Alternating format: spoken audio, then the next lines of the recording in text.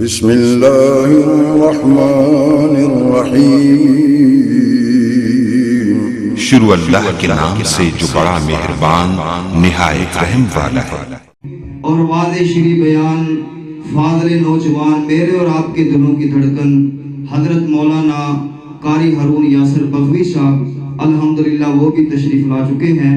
تو اب میں جس شخصیت کو دعوت دینے جا رہا ہوں، قاری قرآن فاضل نوجوان حضرت مولانا قاری ابو ہریرہ صاحب، وہ آپ کے سامنے تشریف لاتے ہیں اور اپنے خیالات کا اظہار فرماتے ہیں۔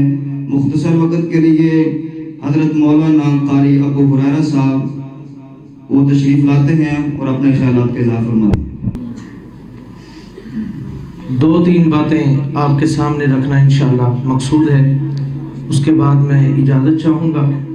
کوئی لمبا چوڑا بات گفتگو کرنا مقصد نہیں، انشاءاللہ الرحمن سیرت النبی صلی اللہ علیہ وسلم کا عنوان ہے، اور اس حوالے سے دو تین جو کمی کوتاہیاں ہمارے مسلمانوں کے اندر عام پائی جاتی ہیں، اس حوالے سے ہم اپنی جانچ پڑتال کریں۔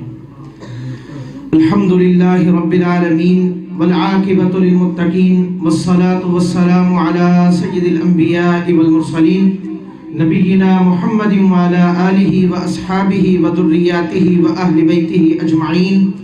اعوذ باللہ من الشیطان الرجیم، بسم اللہ الرحمن الرحیم، وَإِنَّكَ لَعَلَىٰ خُلُقٍ عَظِيمٍ۔ أَمَّا بَعْدُ فَإِنَّ خَيْرَ الْحَدِيثِ كِتَابُ اللَّهِ وَخَيْرَ الْهَدْيِ هَدْيُ مُحَمَّدٍ صَلَّى اللَّهُ عَلَيْهِ وسلم، وَشَرَّ الْأُمُورِ مُحْدَثَاتُهَا وَكُلُّ مُحْدَثَةٍ بِدْعَةٍ وَكُلُّ بِدْعَةٍ ضَلَالَةٍ وَكُلُّ ضَلَالَةٍ فِي النَّارِ۔ اللهم صل على محمد وعلى آل محمد كما صليت على إبراهيم وعلى آل إبراهيم إنك حميد مجيد۔ اللهم بارك على محمد وعلى آل محمد كما باركت على إبراهيم وعلى آل إبراهيم إنك حميد مجيد۔ ہر قسم کی حمد و ثنا، مدح، تعریف، کبریائی، بڑائی، عزت، عظمت، شان اور مقام کے لائق صرف اور صرف اکیلا اللہ وحدہ لا شریک ہے، جو اللہ اکیلا ہی ساری کائنات کا خالق، مالک، رازق، حاکم، مدبر، منتظم، مشکل کشا، حاجت روا، بگڑی بنانے والا، اولاد عطا کرنے والا، بیٹا بیٹی کی تقسیم کرنے والا، موت و حیات، نفع و نقصان کا مالک و مختار صرف اور صرف اکیلا اللہ وحدہ لا شریک ہے۔ اسی لیے ہر قسم کی عبادت، رکوع، سجدے، قیام، تعظیم، منت، چڑھاوا، سر و پکار، صدا و ندا، توکل، خوف اور قربانی کے لائق بھی صرف اور صرف اکیلا اللہ وحدہ لا شریک ہے۔ بے شمار لاتعداد انگن درود و سلام جناب محمد الرسول اللہ صلی اللہ علیہ وسلم کی ذات اقدس پر، جنہیں اللہ رب العالمین نے انبیاء کرام کے سلسلہ میں سب سے آخر پر ختم نبوت کا تاج پہنا کر اس ساری کائنات کے لیے راہبر، رہنما، مقتدا، پیشوا، ہادی آدم، قائد آدم اور امام آدم بنایا۔ حمد و ثنا کے ابتدائی تمہیدی کلمات کے بعد محترم بھائیوں، عزیز بزرگوں اور پروگرام کے اندر آنے والی میری مائیں اور بہنیں، سب سے پہلی بات یہ ہے کہ جب بھی پیارے پیغمبر صلی اللہ علیہ وسلم کا نام آئے تو ہر مسلمان کا یہ فرض بنتا ہے کہ وہ پیارے پیغمبر صلی اللہ علیہ وسلم پر درود پڑھے۔ علامہ البانی رحمہ اللہ اپنی صحیح کے اندر اس حدیث کو لے کر کے آئے ہیں کہ جس مسلمان کے سامنے پیارے پیغمبر صلی اللہ علیہ وسلم کا نام لیا گیا مگر وہ پیارے پیغمبر صلی اللہ علیہ وسلم پر درود پڑھنا بھول گیا، کل قیامت والے دن رب العالمین اس کو جنت کا راستہ بھلا دیں گے۔ تو اس لیے کوئی چھوٹا معاملہ نہیں ہے، یہ بہت بڑا معاملہ ہے اور یہ ایمان اور اسلام کا مسئلہ ہے۔ اس لیے جب بھی پیارے پیغمبر صلی اللہ علیہ وسلم کا نام آئے تو ہم میں سے ہر ایک کی زبان پر درود پڑھنا یہ لازم و ملزوم ہے، جو پیارے پیغمبر صلی اللہ علیہ وسلم کا حق ہے۔ تو قرآن مجید کی اس آیت مبارکہ کے اندر اللہ رب العالمین نے فرمایا وَإِنَّكَ لَعَلَىٰ خُلُقٍ عَظِيمٍ، اے پیارے پیغمبر صلی اللہ علیہ وسلم ہم نے آپ کو خلق عظیم عطا کیا ہے۔ اور تفسیر ابن عباس کے اندر عبداللہ بن عباس رضی اللہ تعالیٰ عنہ یہ روایت لے کر کے آئے ہیں کہ اماں جی عائشہ رضی اللہ تعالیٰ عنہ کے پاس ایک شخص آیا اور جب اس نے آ کر یہ سوال کیا کہ پیارے پیغمبر صلی اللہ علیہ وسلم کا اخلاق کیا تھا، تو اماں جی عائشہ رضی اللہ تعالیٰ عنہ نے جو جواب دیا وہ یہ تھا، اے میرے بیٹا تو پیارے پیغمبر صلی اللہ علیہ وسلم کے اخلاق کے بارے میں پوچھتا ہے، کان خلقہ القرآن، پیارے پیغمبر صلی اللہ علیہ وسلم کا اخلاق سارے کا سارا قرآن تھا، کہ قرآن کو بندہ دیکھ لے، ایک وہ قرآن تھا تو جو 2 جلدوں کے اندر بند تھا، اور ایک وہ قرآن تھا جو مکہ اور مدینہ کی گلیوں میں چلتا اور پھرتا نظر آتا تھا۔ یعنی کہ آپ صلی اللہ علیہ وسلم قرآن مجید کی عملی تصویر اگر کسی نے دیکھنا ہو تو وہ پیارے پیغمبر صلی اللہ علیہ وسلم کی ذات مبارکہ تھی۔ اور اسی آپ صلی اللہ علیہ وسلم کے اخلاق کے اندر سیرت النبی موضوع ہے۔ آپ صلی اللہ علیہ وسلم کی سیرت کے اندر یہ بات بھی ملتی ہے کہ پیارے پیغمبر صلی اللہ علیہ وسلم نے، اللہ رب العالمین نے قرآن مجید کے اندر جا بجا پیارے پیغمبر صلی اللہ علیہ وسلم کی اطاعت کا حکم دیا۔ یا ایھا الذین آمنوا اطیعوا اللہ واطیعوا الرسول واولی الامر منکم فإن تنازعتم فی شیء فردوه الی اللہ ورسولہ وما آتاکم الرسول فخذوه وما نہاکم عنہ فانتہوا واتقوا اللہ ان اللہ شدید العقاب۔ یا ایھا الذین آمنوا لا تقدموا بین یدی اللہ ورسولہ واتقوا اللہ ان اللہ سمیع علیم۔ اور کہیں رب العالمین نے فرمایا فلا وربک لا یؤمنون حتی یحکموک فیما شجر بینہم ثم لا یجدوا فی انفسہم حرجا مما قضیت ویسلموا تسلیما۔ اے پیارے پیغمبر صلی اللہ علیہ وسلم، مجھے آپ کے رب ہونے کی قسم ہے، اگر ایمان والوں کے سامنے آپ کا حکم آ جائے، اگر ان کے دل کے اندر انکار کرنا تو دور کی بات ہے، اپنے دل کے اندر تنگی بھی محسوس کریں، مجھے آپ کا رب ہونے کی قسم ہے کہ یہ ایمان والے ہو ہی نہیں سکتے ہیں۔ تو اس لیے پیارے پیغمبر صلی اللہ علیہ وسلم کی اطاعت کا، فرما برداری کا حکم دیا گیا۔ اور جناب محمد رسول اللہ صلی اللہ علیہ وسلم نے حدیث کے اندر یہ بات ارشاد فرما دی، ترکت فیکم امرین لن تضلوا ما تمسکتم بہما کتاب اللہ و سنت رسولی۔ اے ایمان والو، یاد رکھو تم میں صرف 2 چیزیں چھوڑ کر جا رہا ہوں، جب تک تم ان کے اوپر عمل پیرا رہو گے دنیا کی کوئی طاقت تمہیں گمراہ نہیں کر سکے گی، اور جب تم ان کو چھوڑ دو گے تو یاد رکھو ذلت اور رسوائی مسلمانوں کا مقدر بن جائے گی۔ آج مسلمان پریشان کیوں ہیں؟ آج ہر جگہ مسلمان کٹتا اور پٹتا نظر آتا ہے۔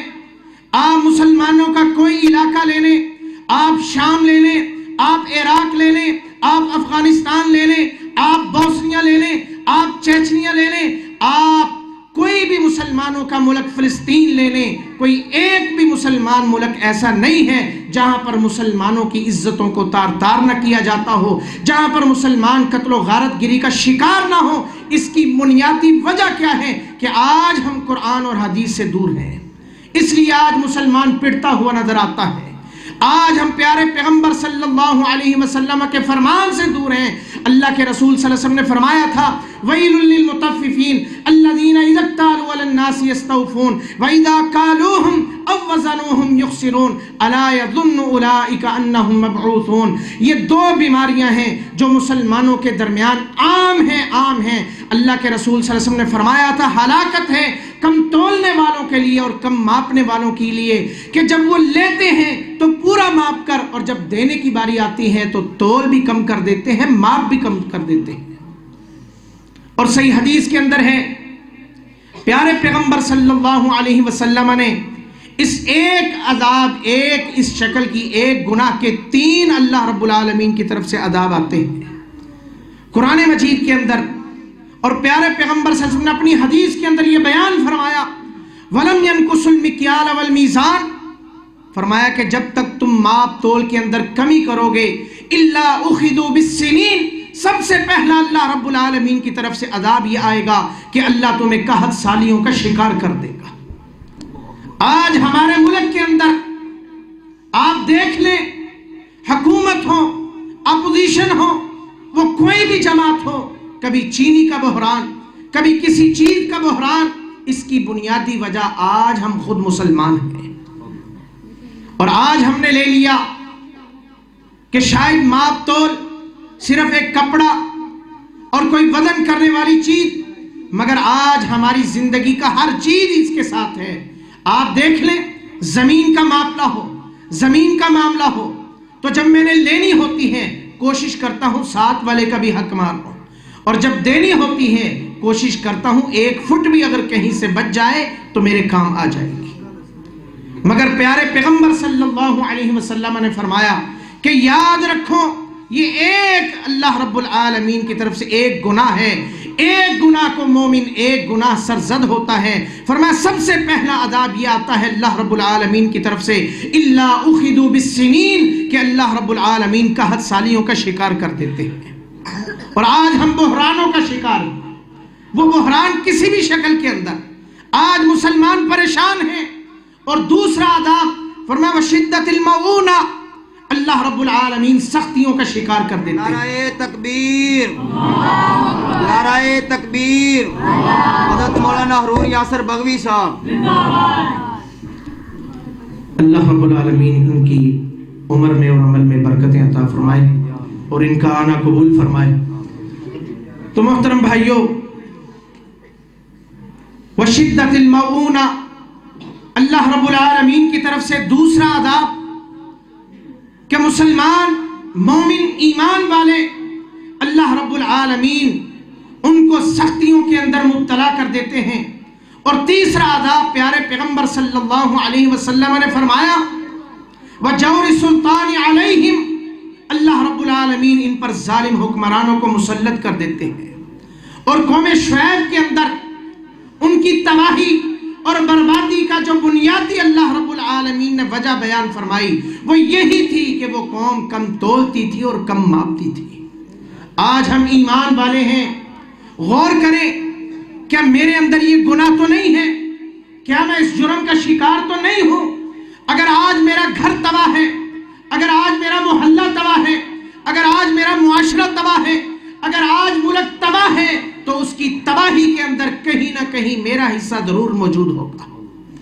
اور سیدنا علی رضی اللہ تعالیٰ عنہ سے ایک مرتبہ لوگ موجود تھے، پوچھنے لگے اے علی رضی اللہ تعالیٰ عنہ، ابو بکر صدیق رضی اللہ تعالیٰ عنہ کا زمانہ کس قدر خوبصورت تھا، سیدنا عمر رضی اللہ تعالیٰ عنہ کا زمانہ کس قدر خوبصورت تھا، سیدنا عثمان بن عفان رضی اللہ عنہ کا زمانہ کس قدر خوبصورت تھا، مگر آپ کے دور کے اندر، آپ کے معاملات کے اندر، حالات کے اندر سختیاں ہیں، پریشانیاں ہیں، آزمائشیں ہیں۔ تو سیدنا علی رضی اللہ تعالیٰ نے بڑی خوبصورت بات کہی تھی، فرمایا کہ ابو بکر، عمر، عثمان رضی اللہ تعالیٰ عنہما کے معاون ہم تھے، ان کے ساتھ چلنے والے ہم تھے، ان کے مددگار ہم تھے، ان کے چاہنے والے ہم تھے، ان کے وزیر ہم تھے، آج میرے وزیر تم ہو، اس لیے حالات ایسے ہیں۔ اور اگر آج ملک کے اندر سختیاں ہیں، پریشانیاں ہیں، آزمائشیں ہیں، ہر گھر پریشان ہے، تو اس کی بنیادی وجہ یہ ہے کہ اس پریشانی کے اندر میرا کہیں نہ کہیں حصہ موجود ہے۔ اور میں غور کروں کہ ایک گھر کے اندر ایک بابا ہوتا تھا اور ساری اولاد کو کھلاتا اور پلاتا تھا اور گھر بڑا خوبصورت خوشحال زندگی گزارتا تھا۔ آج 7، 8، 10 بیٹے ہیں، سارے کما رہے ہیں، مگر ایک بابا ان سے نہیں پلتا، ایک بابے کو نہیں کھلا سکتے، ایک بزرگ کو اپنے گھر نہیں رکھ سکتے۔ کبھی وہ اس کو کہہ رہا ہوتا ہے تو رکھ لے آج تیری باری ہے، کبھی وہ ادھر دھکے کھا رہا ہوتا ہے۔ بنیادی وجہ کیا ہے؟ پیارے پیغمبر صلی اللہ علیہ وسلم نے فرمایا اور رب العالمین نے قرآن مجید کے اندر دوسری وجہ مسلمانوں کی تباہی کی، الذین ینقضون عہد اللہ من بعد میثاقہ ویقطعون ما امر اللہ بہ ان یوصل ویفسدون فی الارض۔ فرمایا جس چیز کو اللہ نے ملانے کا حکم دیا ہے، جب مسلمان اس کو توڑنے لگ جائیں تو زمین کے اندر تباہی اور بربادی آ جاتی ہے۔ اور دوسرے مقام پر اللہ رب العالمین نے فرمایا اولئک لہم اللعنہ ولہم سوء الدار، ایسے ایمان والوں پر، مسلمانوں پر، لوگوں پر لعنت ہے اور آخرت میں ان کے لیے برا ٹھکانہ ہے۔ وہ وجہ کیا ہے؟ وہ گناہ کیا ہے؟ وہ جرم کیا ہے کہ آج ہمارے دل ٹوٹے ہوئے ہیں، آج ہمارے دل پھٹے ہوئے ہیں، ایک دوسرے سے ناراض ہیں، ایک دوسرے سے دور ہیں۔ ہمارے دل کہیں پر باپ اولاد سے پریشان ہے، اولاد والد سے پریشان ہے، بھائی بھائی آپس میں لڑا ہوا ہے، کہیں پر بہن بھائیوں کے جھگڑے ہیں۔ آج دیکھ لیں، اگر میں سیدنا ابو ہریرہ رضی اللہ عنہ کی حدیث پڑھوں، صحیح بات ہے، اگر اعلان ہو جائے مسجد کے اندر، لو بھئی جس کی آپس میں رشتہ داری یا کوئی تعلق ٹوٹا ہوا ہے وہ مسجد سے اٹھ کر کے چلا جائے، اللہ کی قسم ہے میرے سمیت شاید کہ کوئی مسجد میں رہ جائے، الا من رحم ربی۔ سیدنا ابو ہریرہ رضی اللہ عنہ اس ایک مسجد کے اندر تشریف لے گئے، اعلان کیا کہ اگر میری مجلس کے اندر کوئی قاطع رحم رشتہ داریوں کو توڑنے والا بیٹھا ہے تو اٹھ کر کے چلا جائے۔ ایک شخص اس کی پھوپھی کے ساتھ یا چچا کے ساتھ بگڑی ہوئی تھی، مجلس سے اٹھا، اس گھر میں گیا جس سے ناراض تھا، صلح کر لی، پوچھا آج بغیر شرط کیا آ گیا، آج کیسے آنا ہو گیا؟ کہ صحابی رسول آئے تھے، انہوں نے مجلس میں اعلان کیا کہ اگر کوئی قاطع رحم رشتہ داری کو توڑنے والا بیٹھا اٹھ کر کے چلا جائے، اس لیے میں آ گیا۔ کہا جا کے پوچھو صحابی رسول سے کہ مجلس کے اندر ہر طرح کے لوگ موجود ہوتے ہیں، کوئی کہیں سے آیا، کوئی کہیں سے آیا، مگر آپ نے پوری مجلس کے اندر اعلان کیوں کیا، ایسے کیوں اٹھایا ہے؟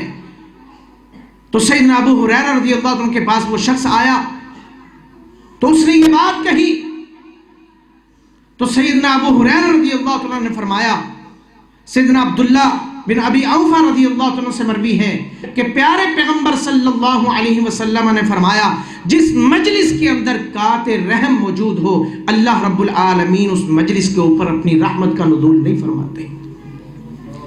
فرمایا میں صحابی رسول، میں نہیں یہ چاہتا کہ مجلس صحابی رسول کی ہو اور اس مجلس سے اللہ کی رحمت دور ہو جائے، تو اس لیے میں نے مجلس میں سب سے پہلا اعلان یہ کیا تھا اگر کوئی قاطع رحم رشتہ داری کو توڑنے والا بیٹا اٹھ کر کے چلا جائے تاکہ میری مجلس اللہ کی رحمت سے مبرہ نہ ہو جائے، اللہ کی رحمت سے دور نہ ہو جائے۔ آج اللہ کی قسم ہے، اپنے دلوں کے اوپر ہاتھ رکھ کر بتاؤ، کیا میرا دل اپنے مسلمان بھائی کے بارے میں بالکل صاف ہے؟ کیا اس کے اندر کوئی نفرت نہیں، کوئی بغض نہیں، کوئی کینہ نہیں، کوئی حسد نہیں؟ سیدنا عبداللہ بن عمر بن عاص رضی اللہ عنہ سے مروی ہے، ایک شخص 3 مرتبہ مسجد نبوی میں تشریف لایا، اللہ کے رسول صلی اللہ علیہ وسلم نے فرمایا آنے والا جنتی ہے، آنے والا جنتی ہے، آنے والا جنتی ہے۔ سیدنا عبداللہ بن عمر بن عاص رضی اللہ عنہ چپکے سے اللہ کے رسول صلی اللہ علیہ وسلم کی مجلس سے اٹھے، اس شخص کے پیچھے چلے گئے، 3 دن اس کے گھر میں رہے۔ وجہ کیا تھی؟ وَسَارِعُوا إِلَىٰ مَغْفِرَةٍ مِّن رَبِّكُمْ وَجَنَّةٍ عَرْضُهَا السَّمَاوَاتُ وَالْأَرْضُ۔ ان کا شوق یہ تھا، ان کی تگدو یہ تھی، ان کی محنت یہ تھی، کسی نہ کسی طریقے سے اللہ کی جنت مل جائے۔ وہ جنت کے متلاشی تھے، وہ جنت کے لیے بھاگنے والے تھے، وہ جنت کے لیے کوشش کرنے والے تھے۔ آج میری کوشش یہ ہوتی ہے دنیا میں کچھ بن جائے، جب آخرت آئے گی دیکھا جائے گا۔ اللہ کی قسم ہے جب آخرت آ گئی دیکھ نہیں سکو گے۔ 3 دن اس کے گھر میں رہے، تیسرے دن اس سے اجازت چاہی، جو تیری عبادت ہے وہ میری عبادت ہے، نماز تو پڑھتا ہے نماز میں پڑھتا ہوں، تہجد تو پڑھتا ہے تہجد میں پڑھتا ہوں، روزے نفلی تو بھی رکھتا ہے میں بھی رکھتا ہوں، مگر وجہ کیا ہے؟ تجھے اللہ کے رسول صلی اللہ علیہ وسلم نے 3 مرتبہ جنت کی بشارت کیوں دی؟ اس نے کہا عمل تو نے دیکھ لیا، یہی میرے اندر تھا، چل دیے، تھوڑا سا دور گئے، آواز دی میری بات سنو، کہا جی، کہا مجھے لگتا ہے میرے اندر 2 یہ چھوٹے سے معمولی سے میرے اندر باتیں ہیں۔ کہا وہ کیا؟ کہا سب سے پہلی بات یہ ہے کہ رات کو سونے سے پہلے میں اپنے دل کو اپنے تمام مسلمان بھائیوں کے بارے میں صاف کر کے سوتا ہوں، اور میں رات کو ارادہ کر کے سوتا ہوں صبح کس کے ساتھ میں نے نپٹنا ہے۔ اور دوسرا عمل، اگر میرے کسی مسلمان بھائی کو کوئی نعمت مل جائے تو میں اس پر حسد نہیں کرتا۔ آج کیا ہوتا ہے، اس کے پاس تو 1 کلہ زمین تھی، 10 کہاں سے آ گئی، یا اس سے بھی لے لینی ہے یا میری بھی اتنی ہو جائے۔ یہ بیچارہ سائیکل پہ پھرتا تھا، آج گاڑی آ گئی، کہاں سے آئی پتہ کرو، ٹو لگاؤ۔ پھر وہ خواتین کے مسئلے، پھر آپس میں ایک دوسرے کے گھر کی ٹو، یہ کچے مکان میں رہتا تھا آج اچھا کیسے بن گیا، پیسہ کہاں سے آ گیا، کوئی 2 نمبری تو نہیں شروع کرتی، ایک دوسرے کی ٹو لگاتے ہیں۔ اللہ کی قسم ہے جس قدر میں دنیا کی ٹو لگاتا ہوں، اگر میں دین کی ٹو لگاؤں تو شاید میں جنت کے اندر داخل ہو جاؤں۔ ہم کیوں نہیں کرتے کہ یار میرے ہمسایہ ساتھ والا بچہ روزانہ صبح فجر کی نماز پڑھنے کے لیے جاتا ہے، میرا بچہ کیوں نہیں جاتا؟ اس کی بیوی نماز پڑھتی ہے، میری کیوں نہیں پڑھتی؟ بیوی کہے اس کا شوہر نماز پڑھتا ہے، میرا کیوں نہیں پڑھتا؟ وہ قرآن کی تلاوت کرتا ہے، میرا کیوں نہیں کرتا؟ آئے تھے نا اللہ کے رسول صلی اللہ علیہ وسلم کے پاس ایک صحابی آئی، اللہ کے رسول صلی اللہ علیہ وسلم میں نے اپنے خاوند سے شرط لگائی تھی، ہم دونوں نے آپس میں عہد و پیمان کیا تھا اکٹھے جنت میں جائیں گے، ہر عمل برابر کریں گے۔ نماز وہ بھی پڑھتا تھا، نماز میں بھی پڑھتی تھی، روزہ وہ بھی رکھتا تھا، روزہ میں بھی رکھتی تھی، وہ بھی تہجد پڑھتا تھا، میں بھی تہجد پڑھتی تھی، حج وہ بھی کرتا تھا، حج میں بھی کرتی تھی۔ مگر آج آپ نے جہاد کا اعلان کر دیا، میرا شوہر جہاد کے لیے آ گیا، مجھے بتلائیں کہ میں کیا کروں۔ یہ ان کے مقابلے تھے۔ آج ہمارے مقابلے کیا ہے؟ پیارے پیغمبر صلی اللہ علیہ وسلم نے فرمایا اگر کوئی بندہ 3 دن تک اپنے مسلمان بھائی سے ناراض رہتا ہے، تیسرے دن اس کی کوئی عبادت قبول نہیں ہوتی۔ اور یاد رکھیے اگر اس حالت میں مر گیا، کل قیامت والا دن رب العالمین نے اس کو معاف نہیں کرنا۔ سوچئے کل قیامت کا دن ہوگا، پیارے پیغمبر صلی اللہ علیہ وسلم نے فرمایا رب العالمین پکاریں گے این تحابون فی اللہ، میرے لیے محبت کرنے والے کہاں پر ہیں؟ آج ہماری محبت کیسی ہے؟ وہ میرے کام آیا تھا، میں اس کے کام آ جاؤں گا، اس نے مجھے یہ کیا تھا، میں اس کے ساتھ یہ کر لوں گا۔ اللہ کے لیے محبت کہاں پر ہے؟ فرمایا کل قیامت والے دن اللہ ان کو نور کے ممبروں کے اوپر بٹھائیں گے، حتیٰ کہ انبیاء کرام بھی ان کو ملنے والے رتبے پر رشک کریں گے۔ یہ رشک یہ نہیں کہ انبیاء کرام کا مرتبہ نعوذ باللہ کم ہوگا، ان کا مقام تو بہت زیادہ ہوگا، ہم تو اس کو طے نہیں کر سکتے، مگر انبیاء کرام اس بات پر رشک کریں گے کہ اس کی دنیا میں کوئی حیثیت نہیں تھی، وقت نہیں تھی، لوگ اس کی عزت نہیں کرتے تھے، یہ چھوٹی برادری کا یہ فلاں ہے، یہ فلاں ہے، مگر آج اللہ نے اس کو اتنا مقام دے دیا، اتنا مرتبہ دے دیا، اتنا پروٹوکول دے دیا کہ آج یہ نور کے ممبروں کے اوپر بیٹھا ہوا ہے۔ یہ دوسرا جرم ہے جو آج مسلمانوں کی تباہی کا سبب ہے۔ آج ایمانداری سے بتلائیں میرے گھر کے اندر پریشانی کیوں ہے؟ کیوں لڑائی جھگڑے ہیں؟ کیوں اولاد والدین سے ناراض ہے؟ کیوں والدین اولاد سے ناراض ہیں؟ کیوں بھائی آپس میں ناراض ہیں؟ کہ آج میرے گھر کے اندر یہ معاملہ موجود نہیں؟ تو جس مجلس کے اندر قاطع رحم بندہ رشتہ داری کو توڑنے والا بیٹھا ہو، اس مجلس پر اللہ کی رحمت نہ ہو، اور جس گھر کے اندر رشتہ دار نہیں توڑنے والے موجود ہوں، اللہ کی قسم اٹھا کر کہتا ہوں کیا اس گھر کے اوپر اللہ کی برکت آ سکتی ہے؟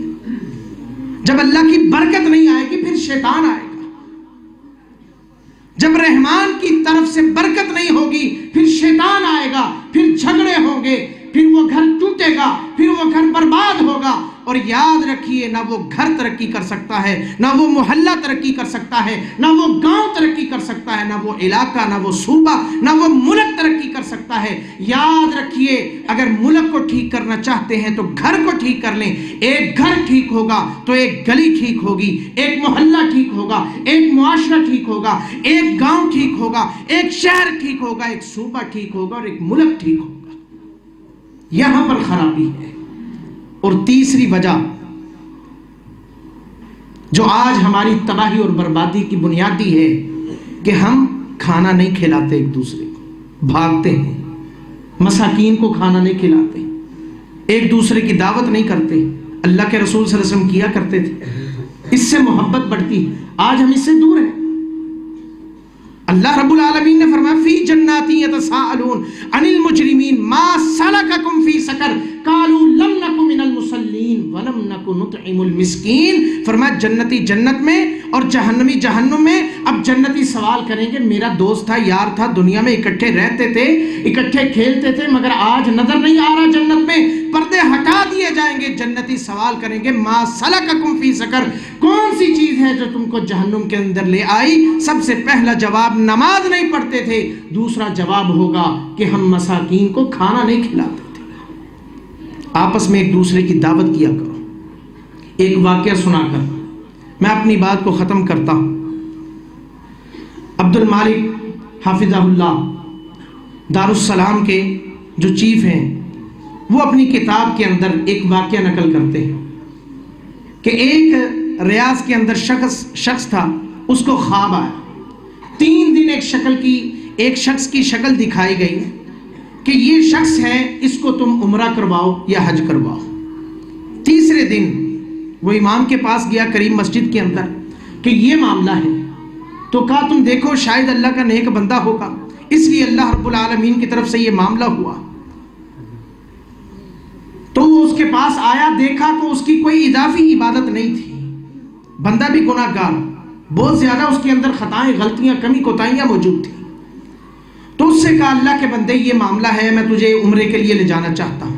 اس نے کہا میں غریب آدمی، ریڑھی پر پھل فروٹ بیچنے والا، میرے پاس اتنا پیسہ نہیں. کہا میں تجھے اپنی طرف سے کرواؤں گا. کہا واپسی تک کا سفر تیرے ساتھ ہوگا. کہا ٹھیک ہے، تجھے واپس گھر میں چھوڑ کر جاؤں گا. اپنے ساتھ لے گئے، عمرہ اکٹھا کر لیا، مکمل ہو گیا. اب آخری اللہ رب العالمین ہم سب کو زیارت کروائے. اور حقیقی بات ہے جب بندے کی پہلی نظر پڑتی ہے تو اس وقت بندے کے دل سے آنسو نکلتے ہیں کہ یہ وہ چیز ہے کہ جس کو میں موبائل کے اندر، ٹی وی کے اندر دیکھا کرتا تھا، مگر آج اللہ رب العالمین مجھے ان آنکھوں سے دیکھنا نصیب کر رہا ہے. تو اللہ رب العالمین ہر ایک کو بار بار اس کی زیارت نصیب فرمائے. تو اب اس کا آخر تھا، سوچا کہ شاید دوبارہ نہ آ سکوں، تو اپنے ساتھ والے سے کہنے لگا مجھے موقع دو، میں آخری مرتبہ اس کو دیکھنا چاہتا ہوں، 2 رکعت ادا کرنا چاہتا ہوں. کہا ٹھیک ہے. طواف کیا، 2 رکعت پڑھی. اب باہر والا انتظار کر رہا ہے، یہ اندر ہے، پریشان ہو کر اندر آیا، دیکھوں تو صحیح ابھی تک آیا نہیں. جب دیکھا وہ سجدے کی حالت میں، اس کو ہاتھ لگایا تو دیکھا وہ تو اللہ کو پیارا ہو گیا. تو واپس آیا تو اس کی بیوی سے پوچھنے لگا معاملہ مسئلہ کیا ہے. کہا اصل میں معاملہ کوئی اتنا خاص تو نہیں ہے، ہمارے گھر کے ہمسائے کے اندر ایک بیوہ اور اس کی یتیم بچے تھے. یہ جب بھی ریڑھی بند کرتا، گھر واپس آتا تو کوئی بھی چیز لے کر کے آتا تو اس کو 2 حصوں میں تقسیم کرتا تھا، ایک اپنے بچوں کو دیتا، ایک اس عورت کو دے دیتا تھا. اور وہ عورت صرف ایک بات کہتی تھی کہ یا اللہ اس کو نیک موت عطا فرمانا. یہ اس عورت کی دعا تھی. ایمانداری سے بتلائیں، بیت اللہ ہو، مسجد حرام ہو، خانہ کعبہ ہو اور نماز کی حالت ہو، رخ بھی بیت اللہ کی طرف، کھڑا بھی مسجد حرام میں ہے، 2 رکعت نماز بھی پڑھ لی اور سجدے کی حالت میں ہے، اللہ رب العالمین کو پیارا ہو گیا. ایمانداری سے بتلائیں کیا اس سے بہترین اور کوئی موت ہو سکتی ہے؟ یہ ہے یتیموں کو کھانا کھلانا. شاید کہ ہمیں دنیا کے اندر نظر آئے کہ نہ آئے، مگر ایمانداری والی بات ہے اپنے اندر یہ پیدا کریں. آج ایمانداری سے بتلائیں کیا میرے پاس کوئی ایک نیکی موجود ہے جو میں نے خالص اللہ کی رضا کے لیے کی ہو اور میں اللہ کے سامنے اس کو پیش کر سکوں، اور رب العالمین میرے اوپر جو مصیبتیں، پریشان، ہر بندہ پریشان ہے، ہر بندہ مصیبت کے اندر ہے، گھر کے اندر کوئی نہ کوئی مسئلہ ہے. کوئی ایک نیکی کیا ہمارے اندر موجود ہے ایسی جو خالص اللہ کے لیے کی ہو اور میں رب العالمین کے سامنے اس نیکی کو رکھوں اور اللہ میری مصیبت کو دور کر دے؟ کوئی ایک نیکی بتلائیں. آج رات کو اللہ کے لیے کوئی ایک نیکی خالص اللہ کی رضا کی خاطر کی ہو، اکیلے مصلی کے اوپر بیٹھ جائیں، 2 رکعت نماز ادا کریں اور اس نیکی کو اللہ کے سامنے رکھ دیں. اللہ کی قسم ہے اگر وہ خالص اللہ کے لیے ہوگی تو اللہ آپ پر آنے والی مشکل اور پریشانیوں کو دور کر دے گا. اپنی طرف سے بات نہیں کر رہا. حدیث ہے غار کے اندر 3 لوگ پھنسے ہوئے ہیں، غار کا منہ بند ہے، تینوں نے اپنی اپنی نیکیاں پیش کی اور رب العالمین نے غار سے نجات عطا کر دی. اس کا مطلب یہ ہوا کہ بندے نے کوئی بھی عمل خالص اللہ کی رضا کی خاطر کیا ہو اور بندہ اس کو اللہ کے سامنے پیش کرے، اللہ اس کے اوپر جو مشکلات ہوتی ہیں، پریشانیاں ہوتی ہیں، اللہ کی قسم ہے خالص عمل اللہ کی رضا کے لیے ہوگا تو رب العالمین اس پریشانی کو دور کر دے گا. آج میرے اور آپ کے لیے لمحہ فکریہ ہے، نہ میرے پاس کوئی ایک نیکی ہے، نہ آپ کے پاس کوئی ایک بھی نیکی ہے جو خالص ہم نے اللہ کی رضا کی خاطر کی ہو. تو محترم بھائیوں، کل کو اللہ کے سامنے جانا ہے تو رب العالمین کو کیا جواب دیں گے؟ کیا منہ لے کر کے جائیں گے کہ میں نے ساری زندگی گزار دی؟ ایمانداری سے بتلائیں، کل سے لے کر آج تک، کل عشاء کی نماز سے لے کر آج عشاء کی نماز تک 6 نمازیں پڑھتی ہیں، میں ہاتھ نہیں اٹھاتا. ایمانداری سے بتلائیں پورے مجمع کے اندر کتنے مسلمان ہیں جنہوں نے وہ 6 کی 6 نمازیں ادا کی ہوں؟ 6 کی 6. اللہ نے 6 مرتبہ بلایا نا، اللہ کی بات نہیں مانی تو اللہ ہماری مانے گا؟ تو پھر ہم پریشان کیوں ہوتے ہیں جب اللہ کی نہیں مان رہے؟ اللہ نے فون کیا نا ہمیں، اللہ اکبر فون آتا ہے، کال آتی ہے، میں اٹھاتا ہی نہیں۔ اپنے دوست کی میں کال نہ اٹھاؤں وہ ناراض ہو جاتا ہے، تھانے سے کال آئے نہ جاؤں وہ وارنٹ گرفتاری جاری کر دیتے ہیں، عدالت سے کال آئے میں نہ جاؤں وہ اشتہاری کا اشتہار لگا دیتے ہیں، یہ بندہ اشتہاری ہے، عدالت بار بار بلاتی ہے نہیں آتا۔ اللہ کی قسم ہے آپ جتنے مرضی گناہ کر کے مسجد کی طرف آ جائیں، اللہ کہتا ہے اس سے بہترین میرا بندہ اور کوئی ہے ہی نہیں۔ آج ہم دور ہیں، اللہ ہمارے سے دور نہیں۔ بزرگ بیٹھے قبر پر رو رہے تھے، کسی نے پوچھا بابا جی کیا مسئلہ ہے؟ کہا جب یہ صحیح تھا، نوجوان تھا، میرا بیٹا تھا، مال تھا، دولت تھا، عزت تھی، وقار تھا، شہرت تھا، ہر چیز اس کے پاس تھی، مگر میں اس کی منت کرتا تھا بیٹا آ جا، مان جا اللہ کی طرف، یہ نہیں مانتا تھا۔ آج یہ مان رہا ہے مگر اللہ نے توبہ کا دروازہ بند کر دیا ہے۔ اللہ کے لیے اپنے آپ کو ٹھیک کر لیں اس سے پہلے کہ اللہ کی طرف سے توبہ کا دروازہ بند ہو جائے۔ اس لیے اپنے معاملات ٹھیک کریں، اپنے اخلاق ٹھیک کریں، اپنا تعلق ٹھیک کریں۔ کل قیامت کا دن ہوگا، پیارے پیغمبر صلی اللہ علیہ وسلم نے فرمایا میرے صحابہ جانتے ہو کل قیامت میں، فرمایا جانتے ہو مفلس کون ہے؟ کہ اللہ کے رسول صلی اللہ علیہ وسلم جس کے پاس درم و دینار نہ ہو، فرمایا نہیں، کل قیامت والے دن میری امت کا مفلس شخص وہ ہوگا جو بڑی بڑی نیکیاں لے کر کے آئے گا، مگر اللہ رب العالمین کی طرف سے حکم ہوگا، جنت کا اعلان ہو رہا ہوگا، لوگ کھڑے ہو جائیں گے، او شتم ہادا او کذب ہادا او ذرف ہادا او قذف ہادا، کسی کو مارا ہوگا، کسی کو گالی دی ہوگی، کسی کو برا بھلا کہا ہوگا، فرمایا رب العالمین کی طرف سے حکم ہوگا کہ اس کو پکڑو، اس کی نمازیں ایک پلڑے کے اندر دوسرے پلڑے کے اندر گالی رکھی جائے گی، فرمایا اس کی نمازوں کے برابر گالی کو تولا جائے گا، نمازیں ختم ہو گئی نامہ اعمال سے، حج ختم ہو گیا، عمرہ ختم ہو گیا، زکوٰۃ صدقہ خیرات ساری نیکیاں ضائع ہو گئیں۔ اللہ رب العالمین کی طرف فرشتے دیکھ رہے ہیں، یا اللہ اب کیا کرنا ہے؟ نیکیاں کوئی نہیں رہی، بدلہ لینے والے اب بھی کھڑے ہیں۔ فرمایا میرے فرشتوں اب ان کے گناہوں کو تولو، ان کے گناہ ایک پلڑے کے اندر، اس کی ظلم زیادتی، اس کی لڑائی جھگڑا، اس کی گالی دوسرے پلڑے کے اندر۔ پیارے پیغمبر صلی اللہ علیہ وسلم نے فرمایا حتیٰ کہ یہی بندہ جو چند لمحوں پہلے اپنے اعمال کی وجہ سے جنت کا مستحق تھا، اب یہ لوگوں کو کسی کے ساتھ کوئی معاملہ ظلم و زیادتی کرنے کی وجہ سے اب یہ تھوڑی دیر بعد چند لمحوں بعد جہنم کا ایندھن بنا دیا گیا۔ اللہ کے لیے اپنے معاملات ٹھیک کرو، ایسا نہ ہو کہ میں رب العالمین کے پاس جاؤں میرے معاملے ٹھیک نہ ہو۔ آپ صلی اللہ علیہ وسلم کے سامنے سے 2 جنازے گزرے، لوگوں نے کہا اچھا تھا، دوسرا جنازہ گزرا، لوگوں نے کہا برا تھا۔ آپ صلی اللہ علیہ وسلم نے فرمایا وجبت، اللہ کے رسول صلی اللہ علیہ وسلم دونوں کے لیے ایک ہی بات، فرمایا ہاں، جس کو لوگوں نے اچھے الفاظ سے یاد کیا اللہ نے اس کے لیے جنت واجب کر دی، جس کو لوگوں نے برے الفاظ سے یاد کیا اللہ نے اس کے لیے جہنم واجب کر دی۔ فرمایا اللہ رب العالمین لوگوں کی گواہیوں کو لیتے ہیں۔ آج جو بندہ جیسی بھی زندگی گزارے، اللہ کی قسم ہے محلے کو پتہ ہوتا ہے یہ بندہ کیسا ہے۔ اگر محلے نے ٹھیک گواہی دے دی تو معاملہ ٹھیک ہے، اگر محلے نے کہا بندہ ٹھیک نہیں تھا، 2 نمبر تھا، فراڈ کرتا تھا، دغا بازی کرتا تھا، یقینی بات ہے لوگوں سے تو چھپا سکتے ہیں مگر اللہ سے نہیں چھپا سکتے۔ اس لیے اللہ رب العالمین سے دعا ہے کہ رب العالمین مجھے بھی آپ کو بھی صحیح معنوں میں قرآن اور حدیث کے مطابق عمل کرنے والا بنائے۔ یہ جو کمی کوتاہیاں ہمارے اندر موجود ہیں اللہ رب العالمین اس سے محفوظ فرمائے، اور اللہ رب العالمین معاشرے کے اندر یہ جو بگاڑ کا سبب بنتی ہیں مسلمانوں کو اس سے مکمل طور پر محفوظ فرمائے، تاکہ ہمارے معاشرے کے اندر امن آئے، ترقی آئے اور معاشرہ صحیح راہ پر گامزن ہو۔ اللہ کی قسم ہے اللہ رب العالمین نے ملک پاکستان کو لیے، اللہ رب العالمین نے ایسی ایسی نعمتوں سے نوازا ہے کہ ہم سوچ بھی نہیں سکتے۔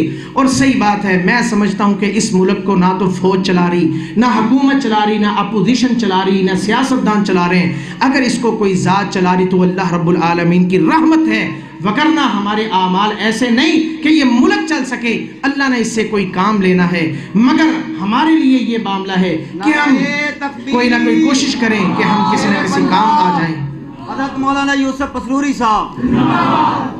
اللہ رب العالمین ہم سب کا مل بیٹھنا قبول و منظور فرمائے، اور میں اسی طرح اپنے محترم حضرت مولانا محمد شیخ محمد یوسف پسروری صاحب حافظہ اللہ تعالی ان کو اہلاً و سہلاً مرحبا کہتا ہوں. اللہ رب العالمین ان کا آنا اپنی بارگاہ میں قبول و منظور.